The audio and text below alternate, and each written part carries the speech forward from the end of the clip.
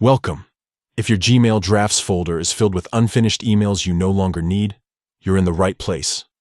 In this guide, you'll learn step-by-step how to easily delete draft emails using the Gmail app on your phone, so your inbox stays tidy and organized. Let's get started. First, unlock your phone and open the Gmail app. The familiar colorful envelope icon should launch you straight into your inbox. Next, spot the menu icon. It's those three horizontal lines at the top left corner of your screen. Tap on it to open up the navigation panel. From here, scroll through the side menu and tap on Drafts. This is the folder where all your unsent, saved emails are stored.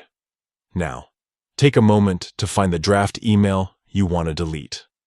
Maybe it's an old message you never finished, or just something you don't need anymore. Instead of simply tapping on the draft, you'll want to long press on the email. Gently hold your finger down on the draft for a second until you see a check mark appear.